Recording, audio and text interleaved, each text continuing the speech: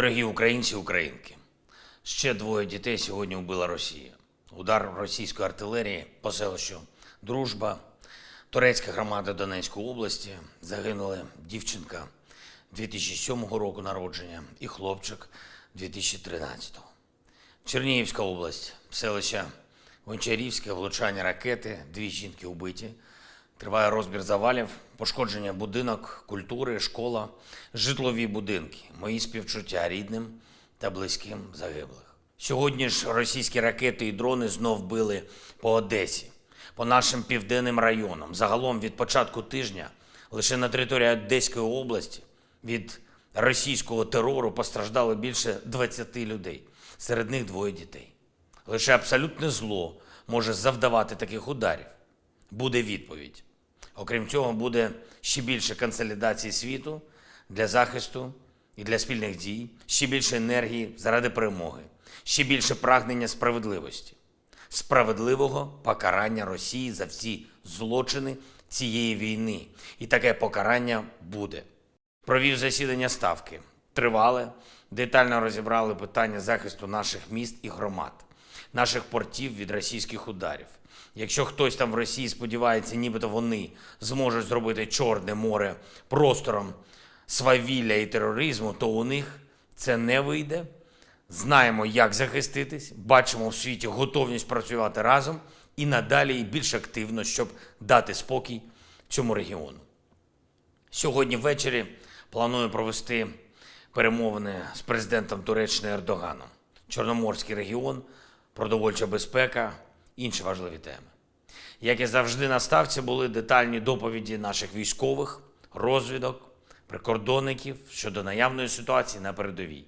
Не лише на ключових напрямках активних дій, але й загалом по кордону, по ймовірному розвитку ситуації. Забезпечення боєприпасами – тема постійної уваги, звичайно, і наше виробництво снарядів та дронів, а не тільки постачання від партнерів. Щотижня фіксуємо більші результати зростання наших можливостей. Провів сьогодні і ґрунтовну нараду щодо одного із найважливіших компонентів державної політики України – політики героїв. Політики щодо наших воїнів, щодо ветеранів. Україна не лише переможе в цій війні, але й виграє таке життя, яке буде гідним героїв, які за нього борються. І це дуже важливо, щоб наш устрій державний, суспільний, економічний, культурний був саме таким, про який можна буде сказати, що він дійсно заснований на повазі. На повазі до України та кожного і кожної, хто спрямував своє життя, свою хоробрість, свою силу заради того, щоб Україна вистояла проти зла і перемогла російський терор. Я вдячний усім, хто вже почав розробляти разом з нами деталі української трансформації після цієї війни. І ще одне, я дякую нашим воїнам, кожному і кожній, хто захищає українське небо по всій країні, повітряним силам, усім нашим льотчикам і зенітникам, мобільним вогневим бригадам, кожному підрозділу ППО, усіх родів та видів військ. Дякую вам. Бахмутський напрямок, 5-та окрема штурмова бригада, 24-та окрема механізована бригада, 28-та окрема механізована бригада. Дякую вам, воїни, за вашу відвагу та вміння бити по ворогу так, щоб навіть ворог, якщо виживе, розумів, що Україна завжди буде вільною. 128-та окрема гірсько-штурмова, Закарпатська бригада, морпіхи 35-ї, 36-ї окремих бригад, артилеристи 55-ї бригади, 79-та окрема бригада ДШВ та 110-та окрема механізована бригада.